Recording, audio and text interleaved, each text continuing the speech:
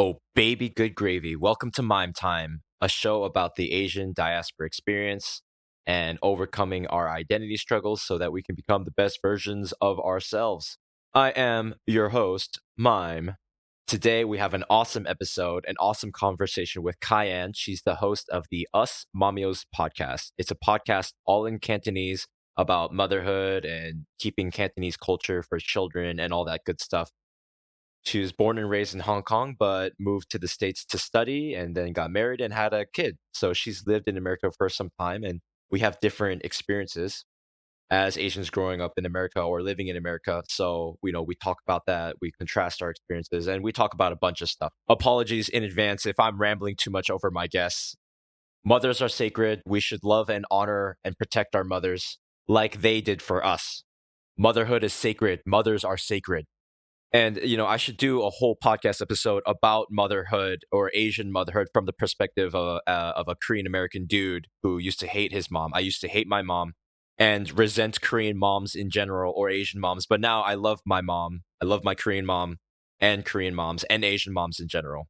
We need to love and respect our moms and reconcile whatever grievances we have with them for our own personal benefit. If you enjoy this episode, and you want to hear more, please subscribe on whichever platform you're listening to, Apple, Spotify, and so on. And leave a review if you can so that others can find this show. It could really help other people out with similar struggles. And if you think that the message in this episode resonates with you or some of your close friends, then please share with them. And without further ado, let's get into it hard. You know what time it is?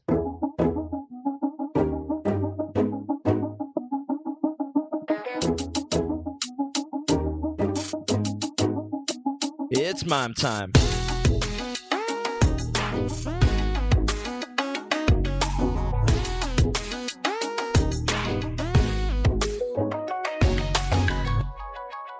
Welcome, Mime Timers, to another episode of Mime Time. Today, we have a very lovely guest. We actually have a mom, and she is Kaiyan. She's the host of Us Mommios, a Cantonese podcast dedicated to helping Cantonese mommies become even more awesome than they already are. Kaiyan, how are you today? I am doing excellent. How are you? I'm doing good. A little hungover from the weekend and a little tired. It was a busy, active weekend and a good one, another one for the books. But I'm Awesome. glad to be here and thank you so much for coming on today. I really appreciate it.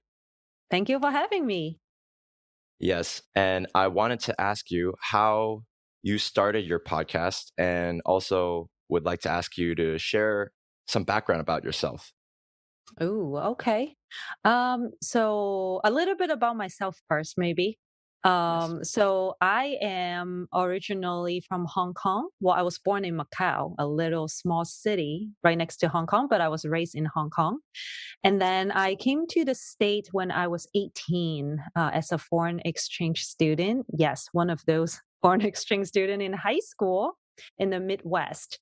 Then I went back home, came back here for college, and then just started working. And probably similar to many of the listeners, after college, graduation, started working, started family.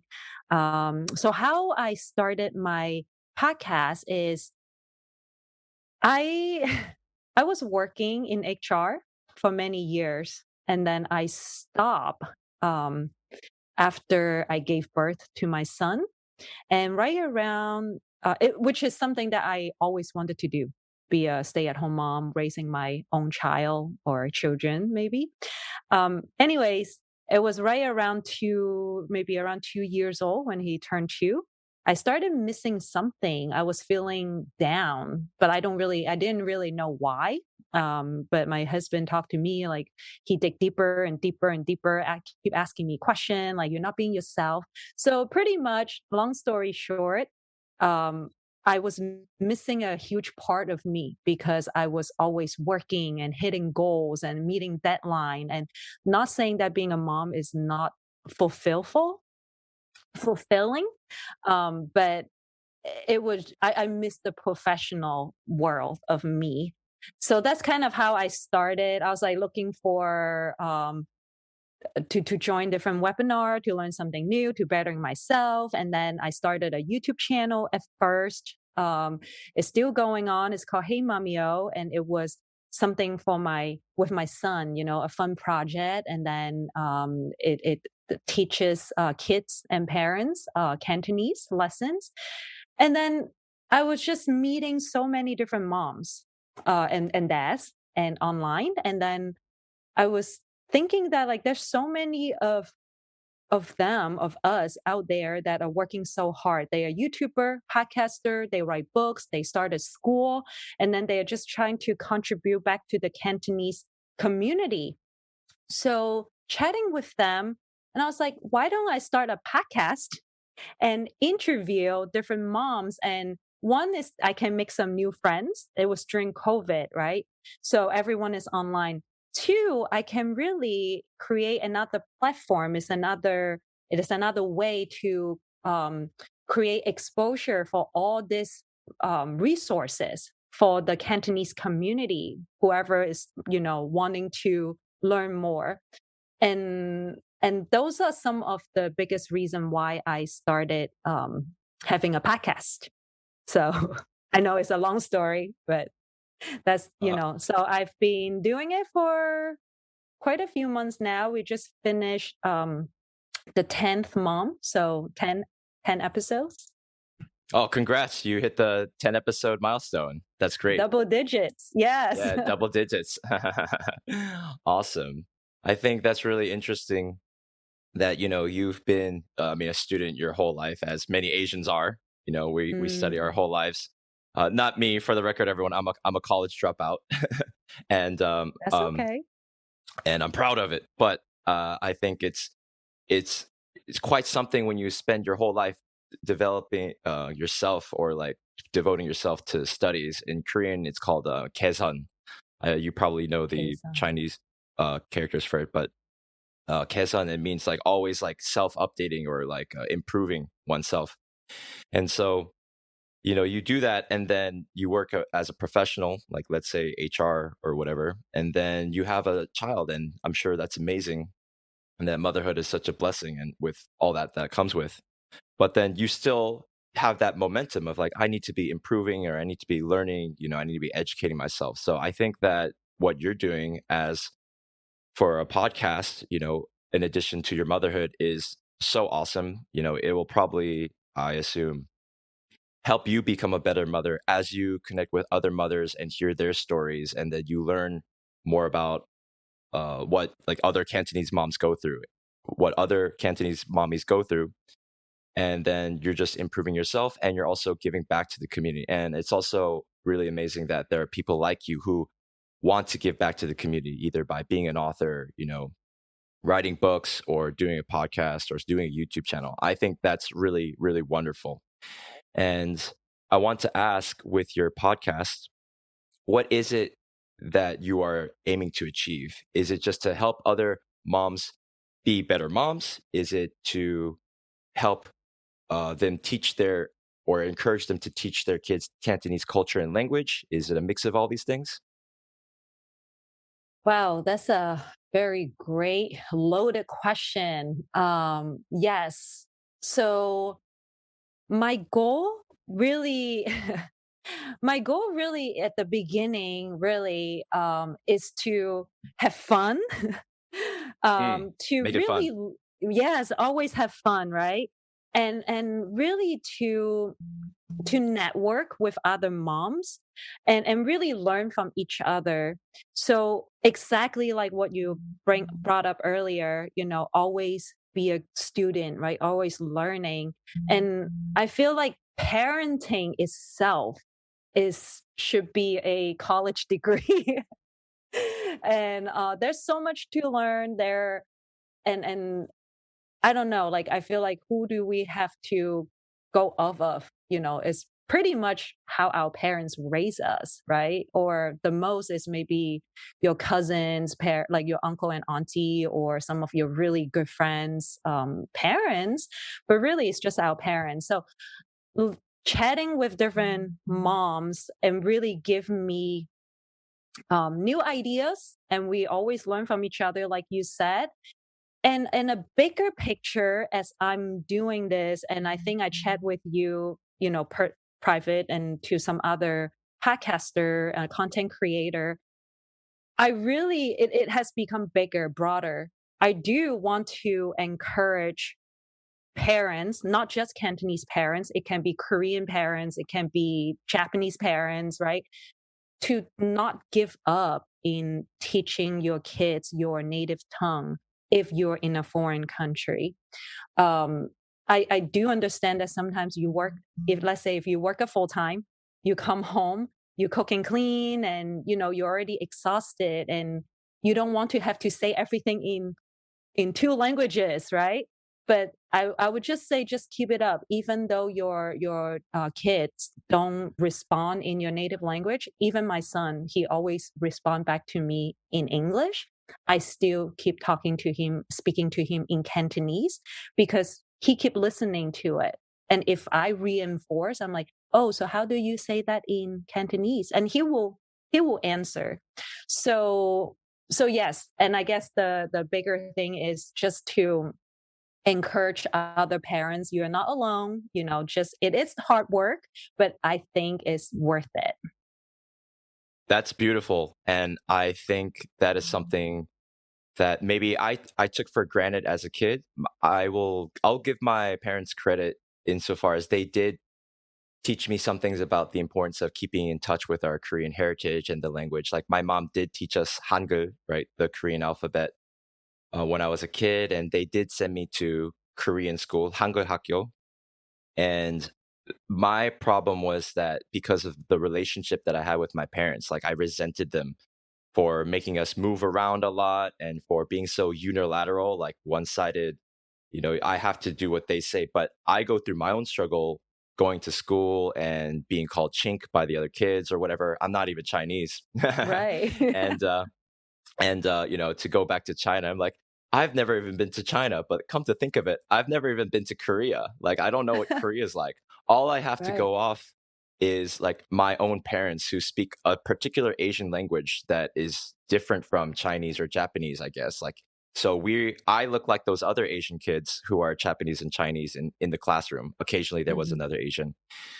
But then like, oh, so like, but I'm not even the same kind of Asian as them. And it was so difficult to find even other Asians, let alone Koreans. So I would come home and, after 7 hours of school, everyone's speaking English. I have to learn this language. Mhm. I was like, I think maybe when I was like 2 or 3, I did have some Korean, but then going to school 7 hours a day, dad works all day and then comes home late, and mom is too busy like cooking or being angry or something that I don't really develop it properly. I even Yes. remember this one moment where like I'm trying to talk with dad. I might have been like 3 or 4 or 5, and then I say to dad like I say no, right? I address him in informal you to my dad as the "Appa, no," and then my brothers and my dad were like shocked, like, "No, no, no, you can't do that. This is something that even Korean kids they learn. Like you cannot, you have to address elders in a certain way, either as 선생님, teacher, or like Appa or Ajashi, Amma. Like you have all these titles, right, as we do in different Right. Asian languages. But I really didn't understand this, so like I would have to talk to my brothers in English who are 10 and 12 years older than me, like, can you like translate for me to dad that like I don't like what he's doing or something like that. Oh, wow. So because my family moved to America when I was 1, I have 2 older brothers, so it's my mom, my dad, my 2 older brothers. They were 13 and 11, and I was 1. We moved to America, so everyone else in Mm. my family, at least until late childhood, spoke Korean, but I didn't have Mhm. that. So for me, I was way more whitewashed since I was born. Mm. And for me, going to school, getting picked on by other kids, and then coming home, into a dysfunctional household, I didn't really want to connect with Korean culture, because whenever I connected with the Asian side or the Korean side, all it was a reminder of the 7 hours a day at school that I'm different, that I don't fit in, that I don't belong. Mm. Mm. And so I I will say that my mom and my dad, to their credit, they did help me. They did want to push that Korean side onto me. But At the same time, I feel like I was so babied because I was the youngest of three, and they were so busy like working and cooking and cleaning. They didn't have time to really like sit down and teach me all these things to a degree as much as I would have liked. Although my Mhm. mom, to her defense, she'll say, "No, mom, like we had these conversations about the importance of keeping in touch with your language and your heritage." But my point being is that I resented them. So what does a kid want to do Saturday morning or whatever? You want to stay home and play video games and watch Saturday morning cartoons. So whenever I went to Korean school, like I rebelled. Like I didn't want to learn Korean. So I was just like, no, Mm. like I'm American. I would say to I don't know if I said this to my parents, but like in my attitude was like, this is America. Like speak English, motherfucker. Like this is like you should be learn. Why aren't you like all the other families? What's wrong with Yes. you? You Mhm. know, Mhm. what's wrong with my parents? And then I also thought, what's wrong with me that I can't even speak my own mother tongue?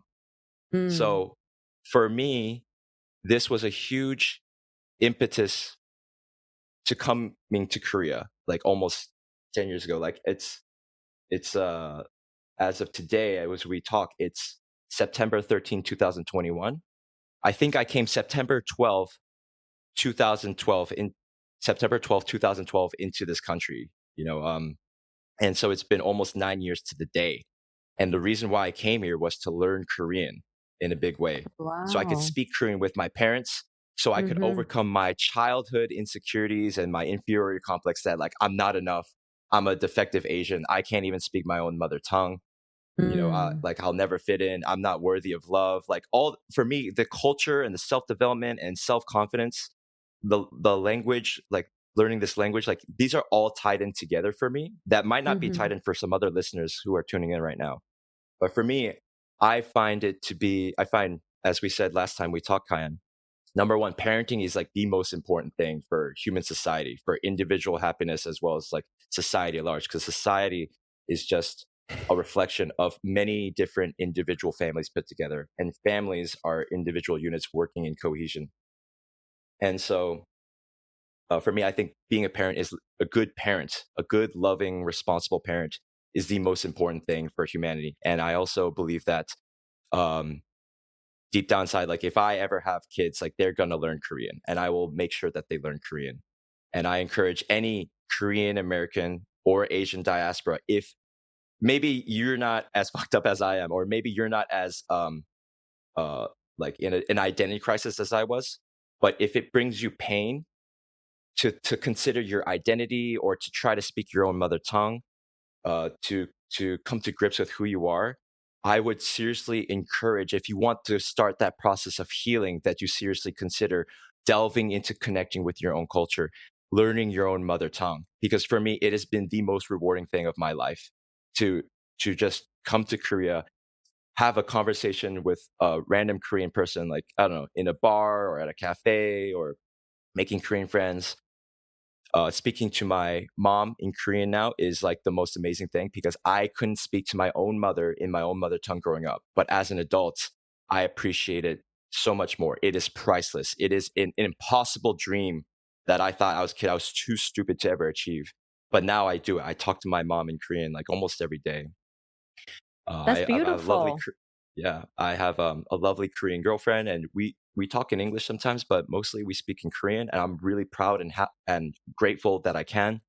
I will, if I really think about it, I go to a convenience store, I buy something, I get the receipt, and I can read all the letters. I can read all the hangul. It says Yongsujung. Yongsujung. I still got a Korean American accent, but Yongsujung means receipt, right? And then I can Pugagachi say value added tax, right? And like I just want to cry because I can read this. I can look it up on a dictionary on my phone, and I can study the Sino-Korean Hancha, the Chinese characters. It's like studying Latin. If you want to have a better understanding of English, you can study Latin, right? Well, for me, this is like how I understand Korean words better is I read the Chinese characters behind them when I do my studies. Mm. So I know that was long winded, but I love what you're doing, Kaiyan, because I want to encourage that for Korean mommies as well, for Korean American moms or Korean diaspora moms, and for any Asian diaspora out there, like to get in touch with who you are culturally and ethnically. I will argue it will give you this a more solid identity, or at least you will know more context. You'll have more context on who you are as an individual. You didn't just fall out of the sky someday like Jesus. um, or Buddha did, like there's a cultural context to who you are and where your parents come from. And more likely than not, there's a rich history that you can be proud of, that you can gain power from, that you can gain inspiration from. Previous like leaders and generals and kings and queens and authors and scholars that, you can draw inspiration from to make you more learned and educated, and to help you become a better person at the end of the day, to help you become a better person, so you can be a better mother or father or husband or wife or son or daughter, and a better person in any given society. So I'm going to shut up Yeah. now because I'm talking too much. No. I think it is great to give the listeners some of the perspective, and I can really relate to your experience moving to Korea and living there and learning the language. It's more than just language, right? It's soaking up the culture. So for me, it's the opposite. Is when I moved to US, right? Mm. It's for me. That's why it's called foreign exchange student program, I guess, because you're exchanging the culture, you're learning, so I can 100% relate. And there's no better way than living in the country and learning the language and just merge yourself completely into it, and to respond back to your experience or rather to your whole family, right? Moving here, you were a year and a half, and there's so many moms that I interview or chat with on my podcast, on my podcast. What Either is or. English, who cares? I'm still learning English. Anyway, so on my podcast, so many of them their parents are similar to your parents. They moved from Hong Kong, and then as a kid, 8 or 6 or 10, they moved to Canada, US, New Zealand, Australia, and they are picking up English. And then so they share with me how their parents raised them. How do they encourage them to adjust and adapt to the new culture, which is really important, right? Because this is new life now, this is new home. So you rather being sad and missing home, it is important for you to submerge yourself into the new culture. But at the same time, how do you still learn more about your own heritage, your own mother tongue, and how do you hold on to that roots, right? And one of the mom actually described it. That's how you have the complete self, is when you know the language, but then also like understand where you're from. Small things like what you brought up before, when you're speaking to your or elders, right? Even your older brothers, there's a certain things that you have to call them. That's within our culture. If you grew up back home, that's natural because you hear it every single day. You're surrounding yourself. So when you remove yourself and then live in a foreign country, all those that we take it for granted, customs is like so foreign to you.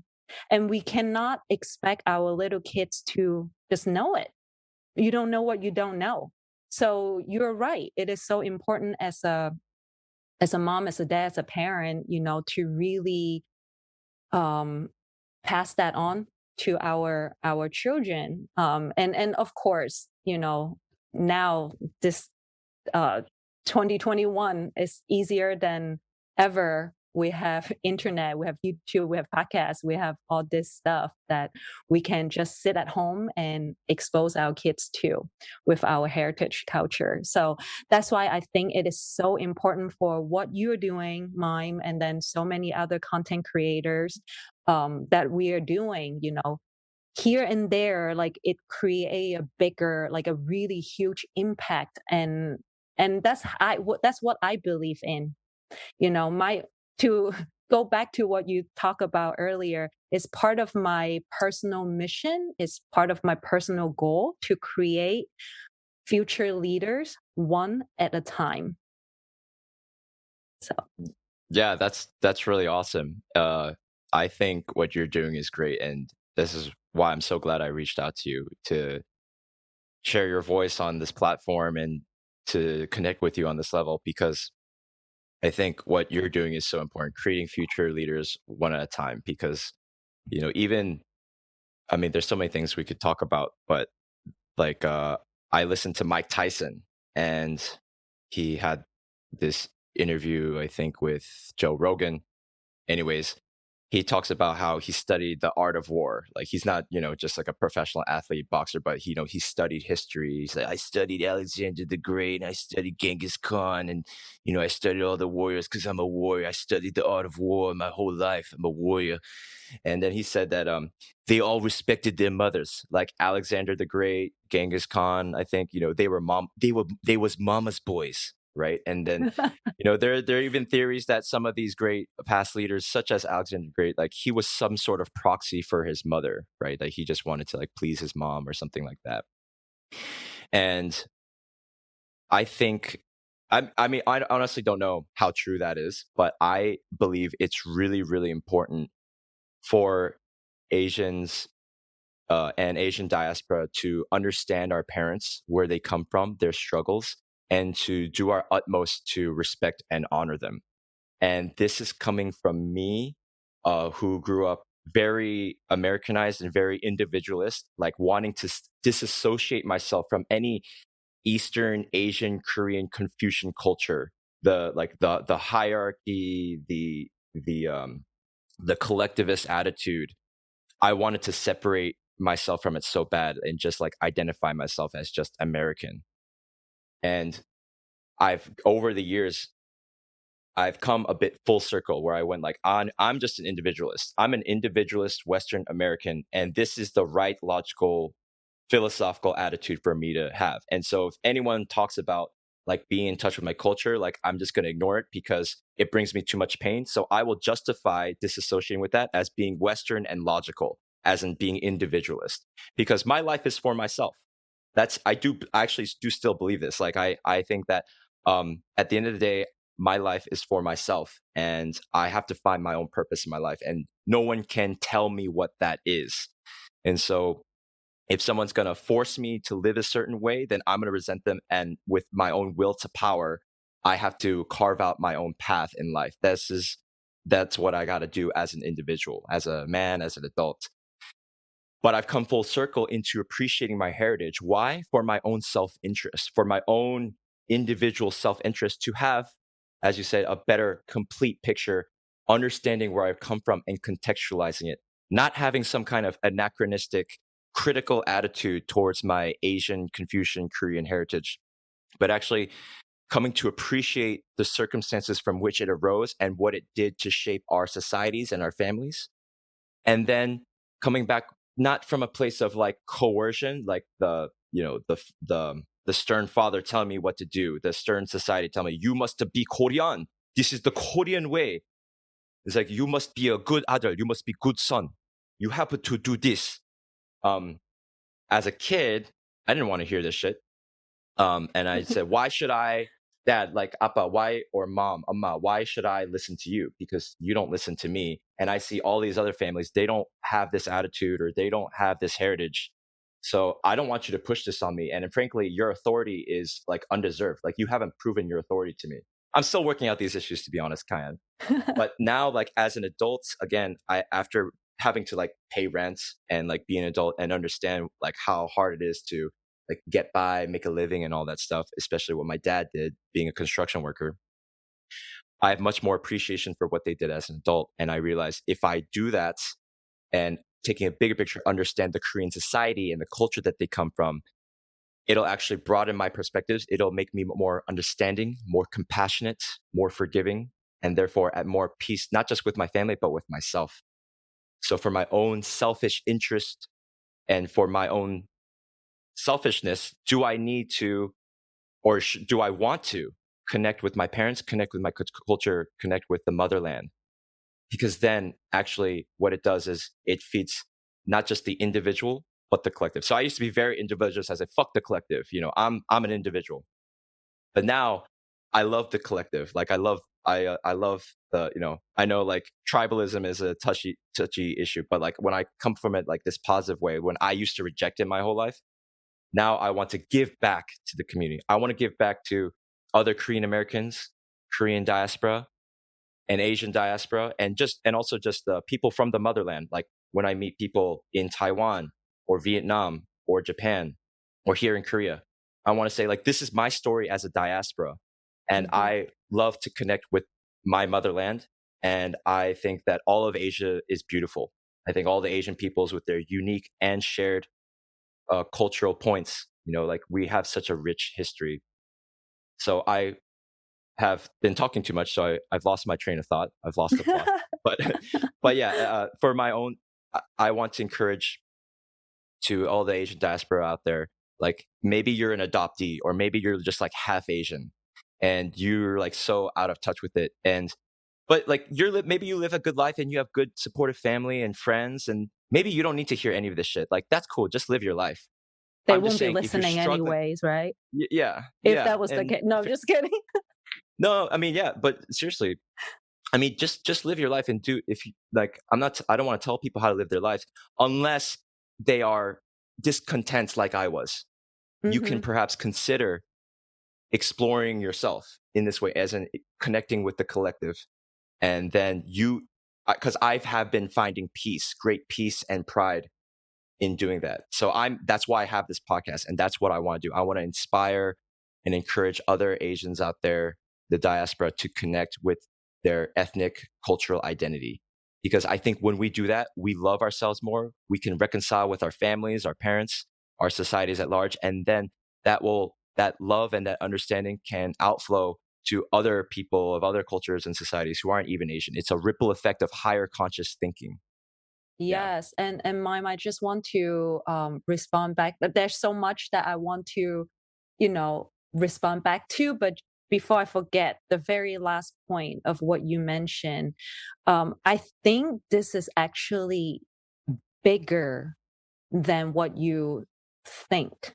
Because, for example, as myself, I grew up back home. I I feel like I understand my own heritage very well, but this is so helpful for me because you are helping me to understand what potentially could be happening for my child who is born and raised here, who is half Chinese.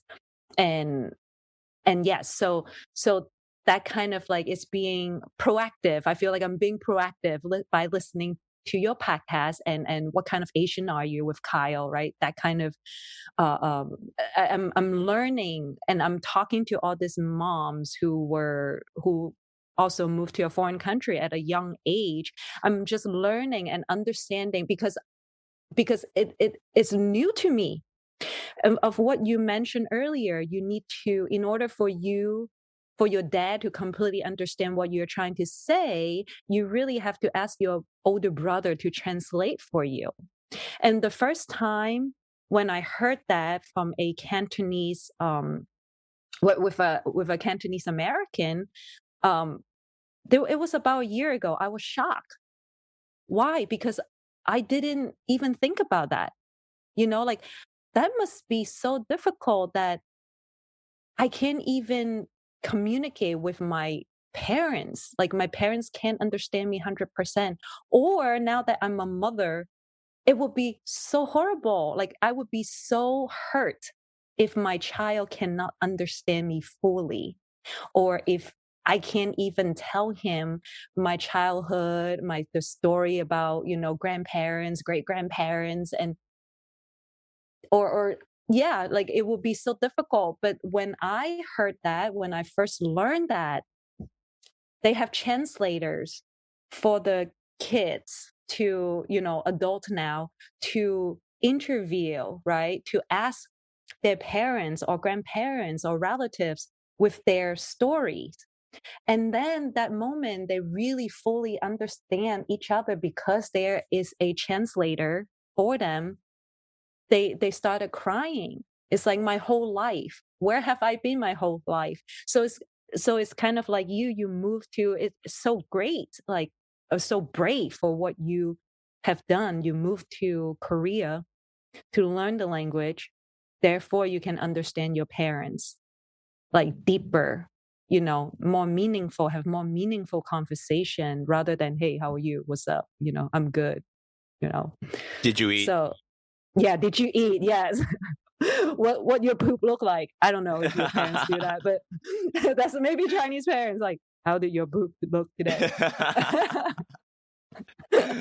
Uh, that's funny. Yeah, I'm so glad you shared that, and because I know this is not a uniquely Korean American struggle, right? This is just any third culture kid, not even Asian, right? You could be Indian American, Absolutely. Indian born and raised, but you don't grow up speaking Punjabi or whatever, and then like you lose out on the access to, yeah, your grandparents' stories and your mom and dad's like Yes. childhood. Then like if they assuming they cannot speak English fully enough, like it's that is exactly the, I mean, you're saying that from a mother's perspective, and even you just saying that now makes me consider how hard it must have been for my mom to not be able to communicate and be understood fully by her child, by me.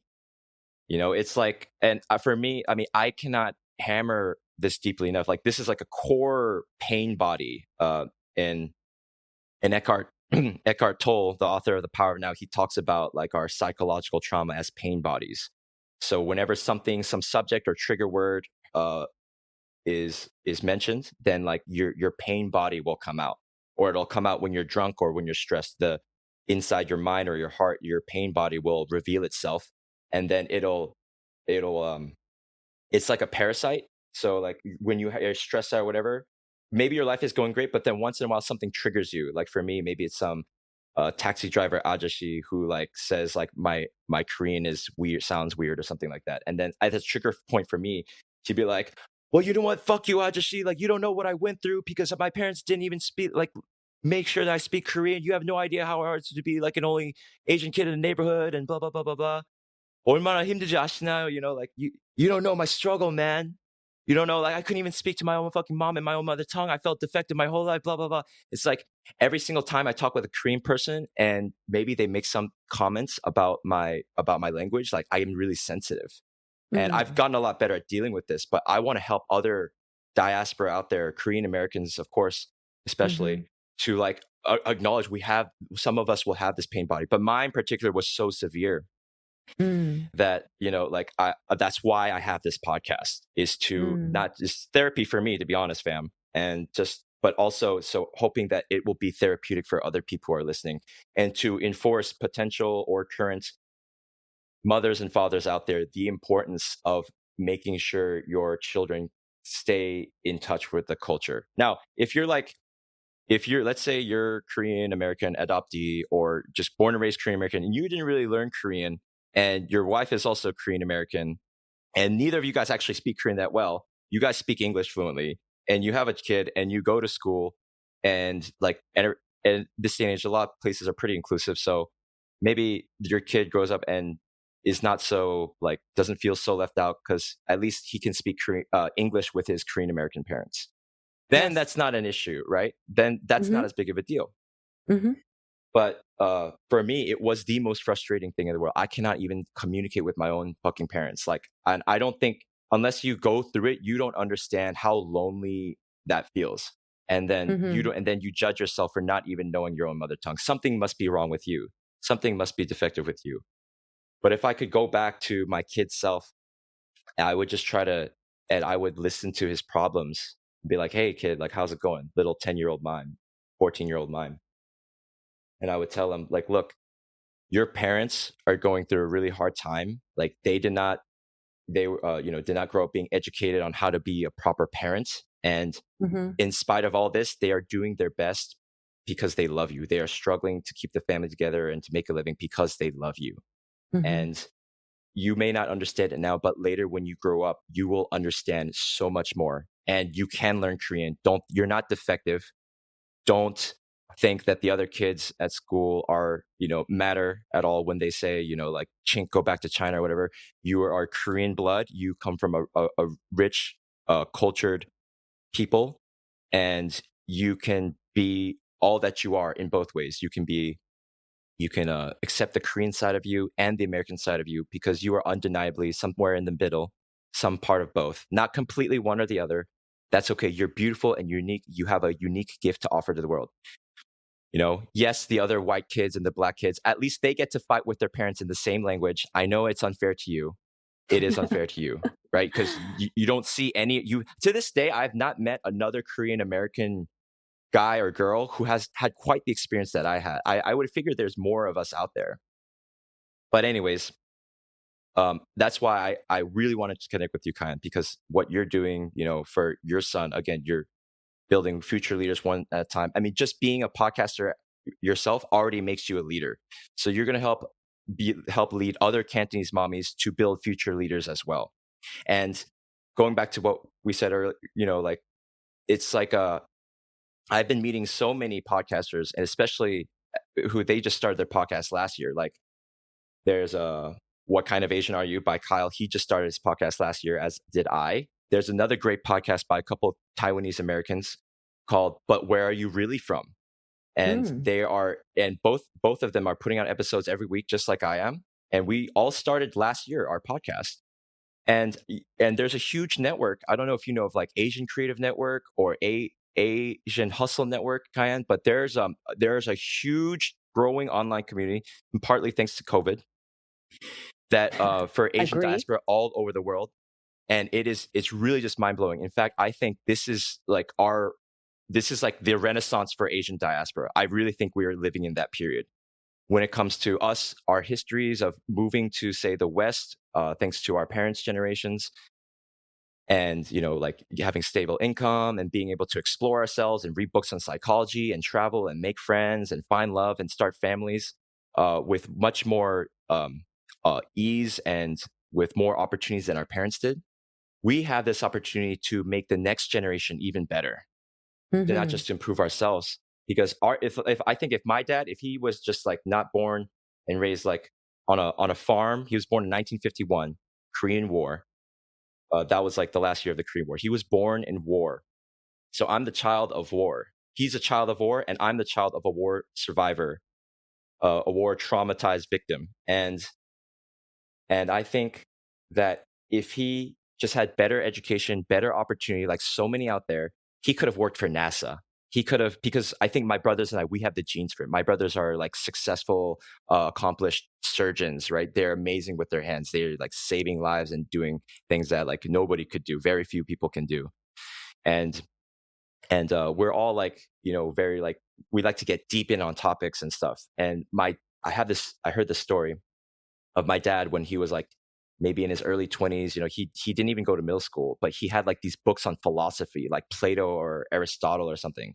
They were either in Korean or in English, but he had these volumes in a shelf when he lived in some uncle's attic. He lived in an attic or something. So this is a story my brother told me, and he heard this story from someone else in our family. And so my dad just wouldn't have been able to read those books because he didn't go to school. He couldn't really read that well. So, but if he just had like a better opportunity, he could have worked for NASA. He could have created a Mona Lisa out of a block of wood. But instead of giving the right tools, he just had a block of wood and a hammer and nail, and that was his fate. And he wanted better for us, and that's why, in big ways, we went to America. Yeah. So, which makes me humbled and proud to be Korean, to come from these Korean parents and this society of people who struggle and love their kids and will do anything for the kids. And I'm grateful and proud to have grown up in America, that, for the opportunities that it provided us. And I want to encourage, like, yeah, we have the internet and YouTube, as you said. So going back to what I said earlier, it's optional. All this cultural self-exploration stuff. If you're happy and content, you don't have to do it. But if you want it, it's all out there. I'm here. Mime Time's here. Kaiyan's out here for you. But Where Are You Really From? What Kind of Asian? And so many others. Asian brothers and sisters, or third culture kids, or misfits. Like the world is ours. Like you can change your life. Don't. Oh, one more thing I'll add before I shut up is I felt sorry for myself, and I hated my parents, and everything in my life was their fault in a way, because they didn't teach me a certain way or whatever. But at some point, I had to grow up. Like 18 or 19, 20, I realized, like, no, even when I learned Korean, I get triggered. I would blame my parents deep inside my heart. But I was like, no, I can't do that anymore. I'm a man. I have to break the shackles, the prison of my own mind. Maybe up to a certain point in my development, they were responsible, and I can judge them for that. But at the end of the day, I'm an adult now. Like, I have to shape my future in my own hands with my own will to power. And Mhm. if a bum like me can do it, if a hopeless bum that I thought I was can get to this point where I live this great life in the motherland, connecting with the motherland, speaking my own mother tongue, if I can do this, then surely there are other people out there who think that they're disadvantaged listening to this right now, who can do better than me, who can exceed in their own way, who can tap into that infinite, immense, like, intelligence that's in the universe, that's like imbued into our heart and our DNA. Like Mhm. we are in a second, or not even a second. I think this is like our first Asian Renaissance. Just like Asia itself and Asian societies have grown so much more in, like, power and culture. So I want to ride this wave, and especially for the diaspora, with all the content creators out there like yourself. Like, this is the most amazing time to be alive in human history and Asian history. That's great. Yes, and it is very easy to point our fingers, right? When we have problems, it's so easy to point at fingers. And then one of my business coach told me that every time you point a finger at someone else, you have four fingers pointing back at to yourself. So, right? And it's right. I'm like, okay, sure. Like, I mean, my thumb doesn't really, but sure. Anyhow, I get the meaning of it. But really is more than ever, I'm guilty too. I feel like many of us, it's just easy, right? Always blame our problem to someone else, right? Oh, because of so and so, because of so and so. But once now that I'm a mom for almost 4 years, is I really realized that having a kid is like having a mirror constantly in front of you, right? So, like, I see my strength, I see my weakness, my flaws, right? So, kids really, they are so smart, they are sponge, they soak up everything, include and they watch. They are constantly watching and observing. And whatever we do, they learn. They learn from. And that's why more than ever, that I want to invest time in self-development, taking care of myself, right? Mentally, physically, spiritually, right? All of the aspect, take good care of myself. And it brings me back to what you were talking about earlier, about forcing you to go to Korean school every Saturday. And similar story that I hear, right? So many kids were forced to go to Chinese school every Saturday or after a full day of school.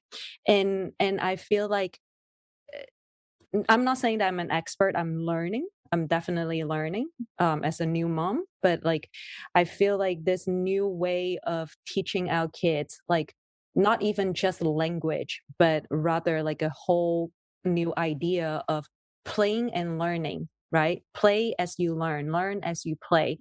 And it's similar to language. We can apply the similar concept to it, right? It is make it fun. That's why once again, always fun. It's easier to have fun when they're having fun. They don't even realize that they are learning, and that's something that I really want all the parents to, or soon to be parents, to really look into it. There's so many different method out there, that if you really want your kids to learn their native language, really consider looking into those new ways of learning and teaching.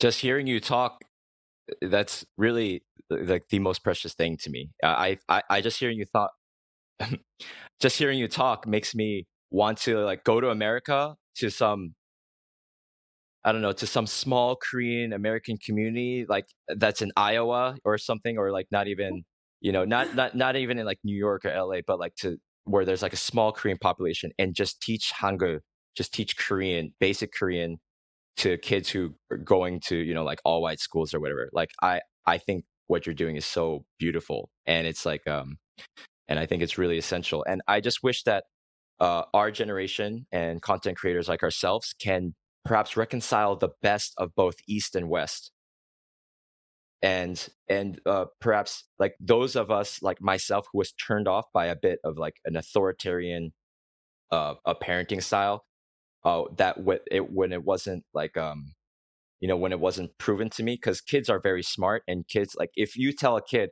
do it because I'm your mom or do it because your dad, I think that's like the worst thing personally. I Mhm. mean, I think that it is much better. I mean, it works because like force and coercion, it gets, yeah, sure. I mean, societies in the world and governments, like they work on coercion. You like do it or else. It works, but I would rather go through the route of voluntarism and say that like little Johnny or little Lucy, you should learn this, not because I say to, because it's gonna reap you so many rewards later on. You can Sure. have a Later you can have a very handsome or beautiful Cantonese boyfriend or girlfriend, I'll say, to little John, hey man, when you grow up, like you can go to Korea and speak Korean to Korean girls, and it'll be a lot of fun, or Sure.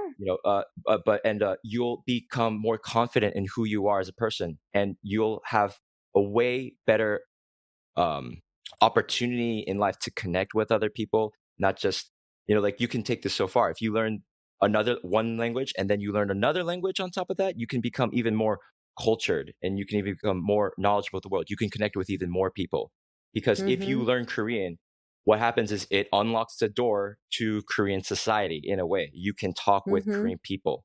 And so that's what I Yes. would do now. Like someday I want to have mime time in Korean, That so would be I can, great. and all the stuff that we talk now, like just this whole conversation, I would, I wouldn't feel confident to start a podcast right about now, because I want to reach the Asian diaspora first, right? Who can all speak English. But at some point, I want to reach the motherland, just connect. And when I talk to Korean people only in Korean, I can explain this entire episode. I could translate this whole episode almost in Korean to, I can make an old grandpa understand. I can make a high school teenager in Korean understand. I could make another Korean man or woman about my age. I could help them understand the very contents of the whole conversation that we had right now. And if I were to do that, they would be inspired. Because I tell Korean people, yeah, I have a podcast. It's in English, and like it's about my experiences being Asian diaspora and be connected with Korean people. I grew up hating Korean people and Korean society and hating my Korean parents. Now I love my Korean parents. I love Korean society, and widely, I'm proud to be Korean and Asian and American. And I think this is a wonderful time and opportunity in human history for all diaspora to connect with their respective motherlands, so we can contribute back to our society, so that we can all be mirrors for each other that shine back and forth a brilliant light of higher consciousness, of peace and forgiveness and love, right? Because when I look at the motherland, and it's a beautiful garden that shines back at me. I'm a beautiful Western individualist rose. Like I'm a rose, and I live for myself. Yeah, I'm about my purpose. No, I don't give a fuck. I'm about me. But then I look at the garden that I come from, that is Korea, and there are all the other beautiful flowers, the kimchi flowers. I'm like a kimchi cheeseburger flower, and I look at the motherland. It's a reflection of like, oh, this is where I come from. So how can the fruit disregard the tree that it comes from? Like I'm a fruit. I'm a juicy fruit. So I'm just gonna forget about the tree and the roots and all the stuff that I come from, or like that's not important to me. But no, when I do that, when I go into the motherland, it's a beautiful mirror for who I am and where I come from, to see how fortunate I've been able to come this far, where no other kimchi flower has gone before, right?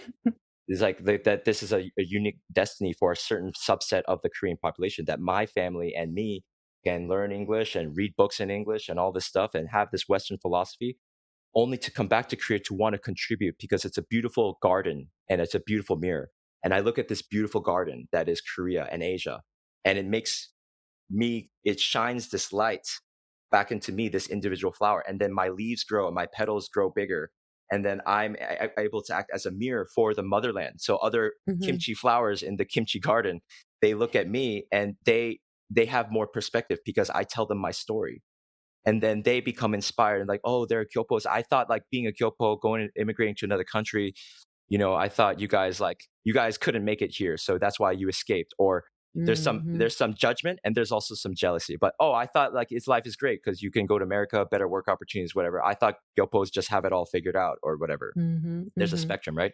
It's like, oh no, they're gyopos, they're just like us, and they're Korean too. They're just like they just taste like cheeseburgers instead. They're kimchi cheeseburger flowers.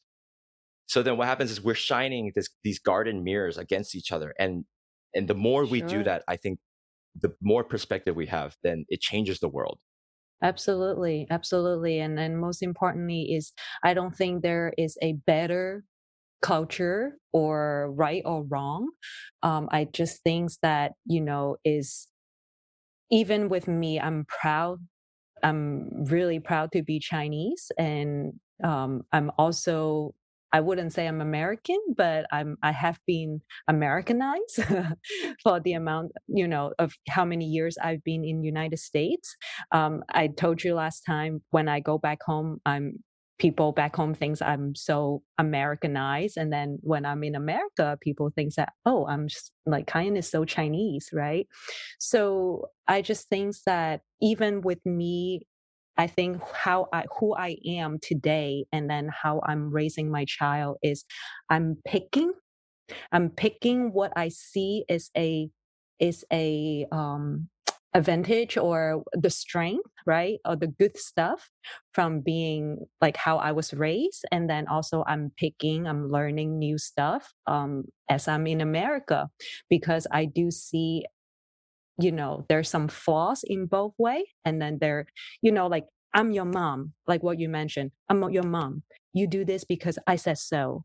I really don't think this works anymore, even in corporate America, right? Even in the job force, no one wants to follow a boss that is like, because I'm your boss, so you do it. So it's all about the leadership, leading by examples, leading a volunteer army, right? We look up to this person, and that's why we will die for you.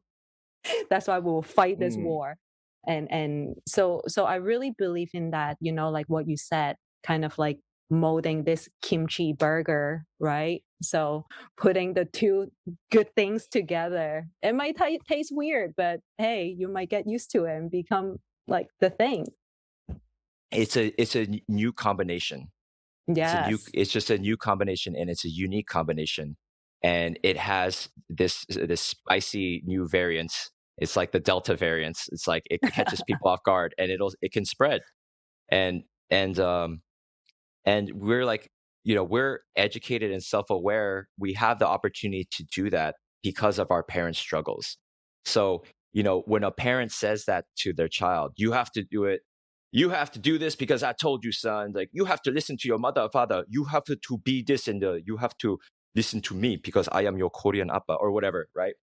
Whichever parent, whichever society, they do it because their parents did the same bullshit to them. And that ultimately Sure. comes from fear. It comes from fear. It comes from Yes. fear and trauma. Like, I'm not enough. So I will just, my parents they didn't care about me to like, or they didn't show me the love and acceptance, and like show me the way to do things in a voluntaristic way. But they had to force it on me. So like, I have to do the same thing to my son or daughter because I don't know any better and because I have fear, Absolutely. And right? it's So that part of anger. nature. It's part of nature. It's part of who you are. It became who you are. Believe it or not, like everything. My parents are wonderful parents, right? I have great relationship with them. But when I was a teenager, I was a bitch too. I have fought so many nights with my mom. But so sometimes when they what you're saying, yes, that's how they were raised, right? It has become part of who you are.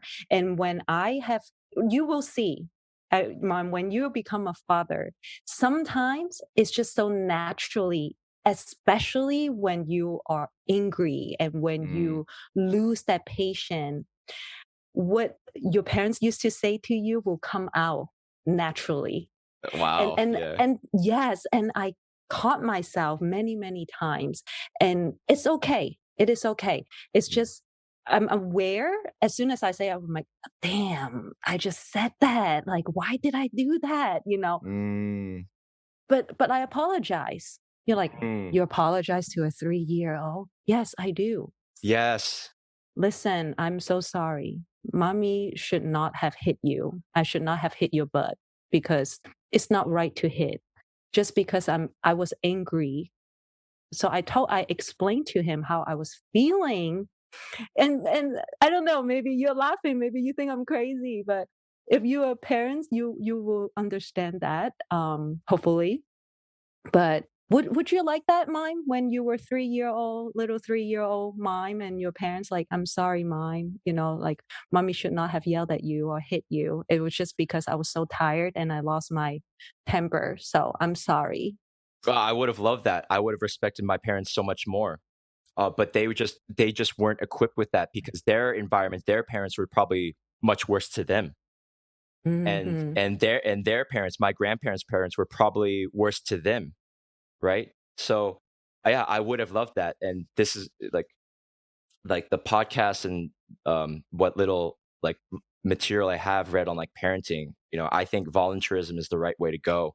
And people in it, like going off of, like not forcing things on kids, like by saying like I'm your parent or whatever, but also like not never apologizing. People like parent child relationships, like parents who like never admit their fault. I think that's the worst. Or just like friends in general, people who never admit their Yes, mistakes. You cannot friends. trust them. You can never trust them Yes, in the end. You can't because they're not even honest with themselves. So they true. they they hide it. They lie to themselves. So you can't trust someone who lies to themselves, whether they're a parent or a close friend. Mhm. So yeah, I mean, I will definitely be apologizing to my children. It's just like, and then when they're older, I will tell them like, hey, but that time I yelled at you is like my parents, were like worse to me, man, and their parents were worse to them. So Yes. and even my parents told me this. I think in some degrees growing up, they said like you think that maybe sometimes we're bad to you, or whatever, but like I didn't grow up with my mom, son. Like you're lucky, like Yes, stuff like yes. that, and I Sure, appreciate that sure. more now. So Good. yeah, I think what you're doing is amazing, right? Keep promoting, Cantonese culture, language, and heritage, and wanting to help out other moms, but as well wanting to be better parents, and Mhm. I think what you're doing is, very like it honors Cantonese peoples and Cantonese families. It's not, there's a lot of us in the diaspora community who maybe resent the overbearing hierarchical Asian father mother authoritarianism, but I think if we come at it as an angle of like coming from love and understanding that love and desire for self-education improvement, which is in our blood and our cultures, actually, then when we look at it that way of reform, then we're doing honor to our Asian heritage and our cultures and our families. So that's Yes. why I'm so happy to have you on today, Kaiyan. This was Thank one of the you. best Thank you so conversations much. ever. Yeah. Oh, thank you. I think it is important, and I won't keep talking anymore, but it's like what you mentioned. Just remind ourselves that, it is coming from love. It is coming from they care about us. They want to take care of us. They love us. So the method that they use or the way that they show it may not be ideal or what we want exactly. But at the end of the day, that's they are doing their best. We are doing our best. Yeah. And that love is what brought us, to where we are in our lives today, what brought you to be a mom and have your podcast, and for me to be here and connect back with the motherland and start my podcast. So yeah, thanks to our parents. Shout out to all the parents out there, all the Woohoo! mommies. Whoop Yeah. whoop. Yeah, wow, this hour just went by so fast, Kaya. And I'd love I to talk to you know. more, particularly about motherhood and like how important it is for, I think, angry Asian angry, resentful Asian males like us to understand our moms. But maybe we'll save that for another episode. And Okay. if people want to reach out to you or follow your podcast, how should they do it? Sure. So it's Us Mommios.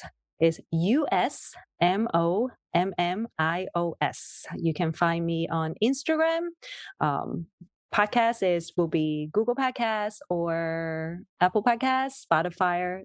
Just type in USMOMMIOS. Yes. Full disclaimer, it's all in Cantonese, and I wish I could understand it. So one day I will learn Yes. Cantonese. One day I will learn Cantonese. But I think, yeah, that's awesome.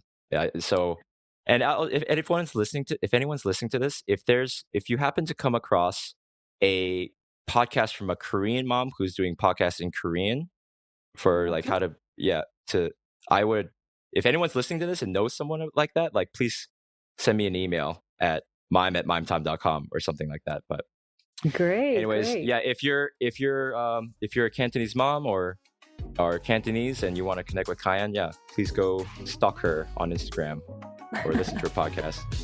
And that's all the time we have for today, folks. Thank you so much, Kaiyan. You're the best. And Thank you so Mime much Timers, for tuning in. listening. Thank you for having me.